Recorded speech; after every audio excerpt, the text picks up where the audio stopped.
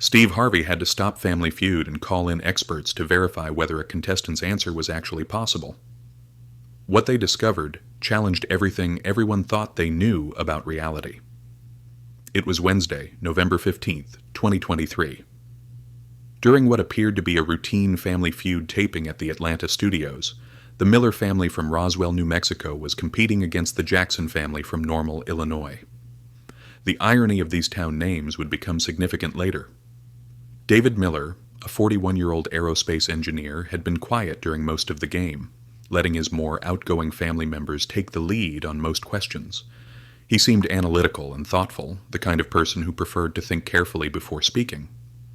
What nobody knew was that David Miller was about to give an answer that would fundamentally challenge Steve Harvey's understanding of what was possible in the physical world. During the family introductions, David had mentioned that he worked on experimental propulsion systems for a private aerospace company. Most people in the studio assumed this meant he worked on rockets, or satellites, conventional aerospace technology. "So, David, you make things fly?" Steve had asked casually during introductions.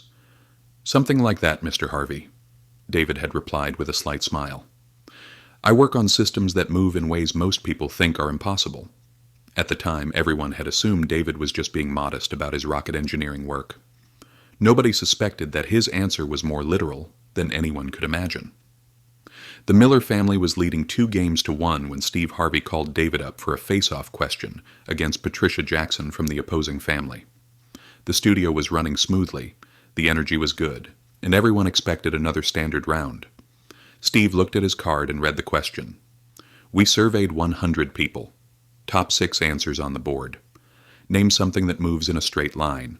It was a straightforward question with obvious answers. Cars, trains, bullets, arrows, light beams, or airplanes. Simple physics that everyone could understand. Patricia buzzed in first and gave a solid answer. "A train."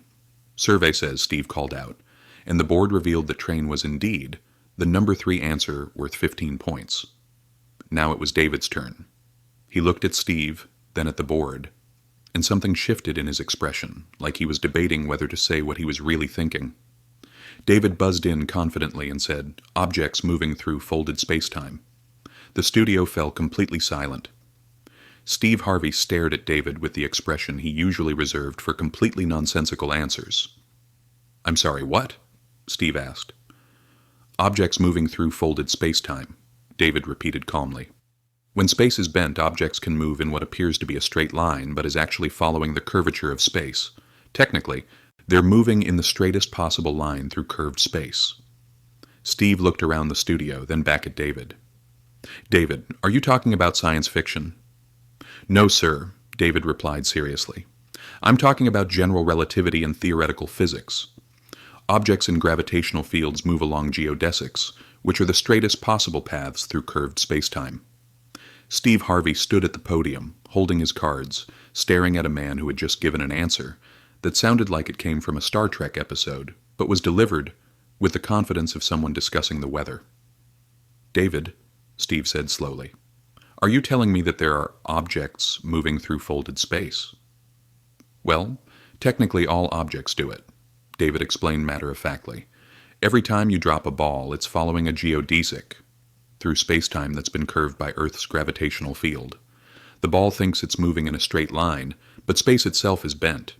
The studio audience was murmuring in confusion. The Jackson family looked like they were watching a science lecture instead of a game show.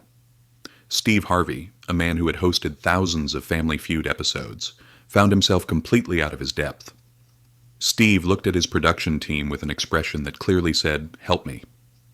The producers were frantically checking their notes and making phone calls, trying to figure out how to handle an answer that was either completely brilliant or completely insane.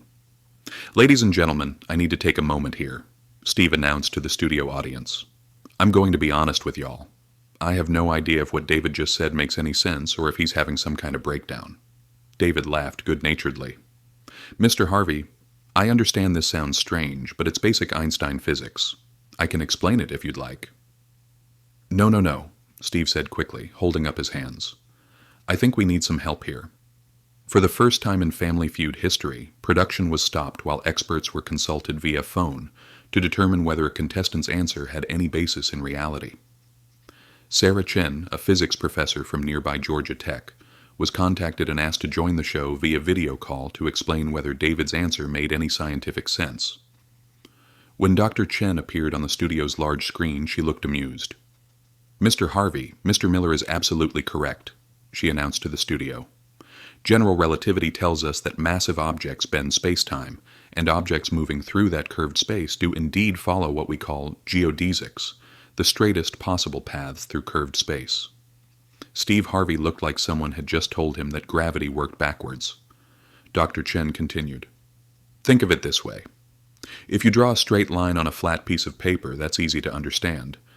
But if you curve the paper, what was a straight line now looks curved from the outside, even though it's still the straightest possible path on that curved surface." Steve nodded slowly, trying to follow along. So when Mr. Miller says objects move through folded spacetime, he's describing how every object in the universe actually moves. We just don't usually think about it that way, because the effects are usually very small. "So David is saying that everything moves through folded space?" Steve asked incredulously. "Exactly," Dr. Chen confirmed. "Your keys falling to the floor, satellites orbiting Earth, light bending around stars. It's all objects following straight-line paths through curved spacetime." Now Steve Harvey faced an unprecedented problem. David had given an answer that was scientifically accurate, but completely incomprehensible to most people. How could the survey have accounted for this?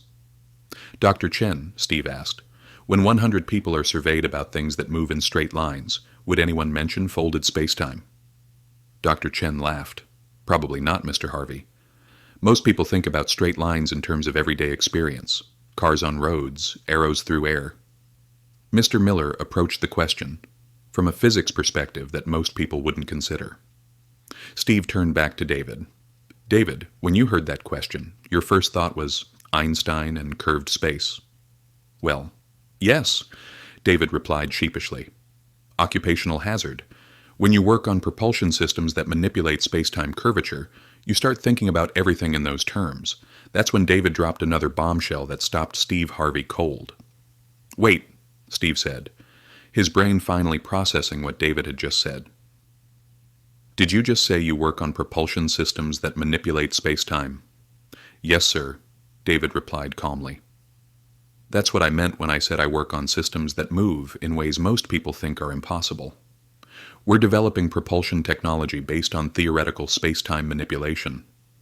The studio fell silent again. This time the silence was even deeper because everyone was beginning to realize that David Miller might not be just an ordinary aerospace engineer. Dr. Chen, still on the video call, suddenly looked very interested.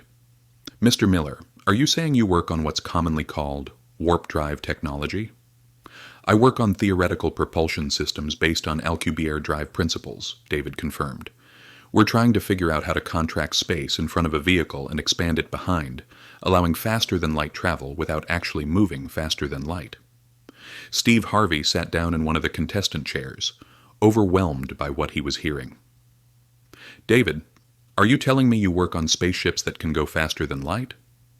"Theoretically, yes," David replied. "Though we're still working out some significant engineering challenges. During the extended break, the Family Feud production team did something unprecedented. They contacted David's employer to verify his claims. What they found was that David Miller was indeed a senior engineer at a classified aerospace research facility that was working on advanced propulsion concepts. While the details of his work were classified, his employer confirmed that David was qualified to discuss theoretical physics related to spacetime manipulation, and that his answer on the show was scientifically accurate. "Ladies and gentlemen," Steve announced when they returned from the break, "I have been hosting this show for over a decade, and I thought the weirdest answer I'd ever hear was someone saying a chicken when asked to name something you find in space. But today, David Miller has blown my mind with an answer that's not only correct, but involves technology that sounds like science fiction." When they finally checked the board for David's answer, everyone was shocked to discover that objects in space was actually the number 5 answer on the board, worth 9 points. "David, while your specific answer about folded spacetime wasn't exactly what the survey respondents said," Steve announced, "your general concept about objects moving through space was on the board." David smiled modestly. "I suppose planets, asteroids, and spacecraft all move in straight lines through space. even if that space is curved. David Miller's appearance on Family Feud became legendary, not just for his scientifically accurate but mind-bending answer, but for introducing mainstream television audiences to cutting-edge physics concepts that most people had never heard of. The episode aired with special graphics and animations explaining general relativity and space-time curvature, turning a game show into an impromptu physics lesson that was watched by millions. Physics teachers across the country began using David's Family Feud moment to introduce students to Einstein's theories. The combination of a game show setting and real-world application made complex physics concepts more accessible to general audiences. Dr. Chen, who had helped explain David's answer during the show, was invited to appear on several television programs to discuss the physics of spacetime and theoretical propulsion systems. David's appearance sparked discussions in scientific communities about the importance of public science communication.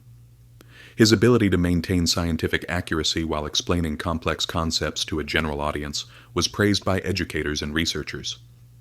David Miller showed how to make advanced physics accessible without dumbing it down, noted Dr. Robert Martinez, Director of Science Outreach at NASA.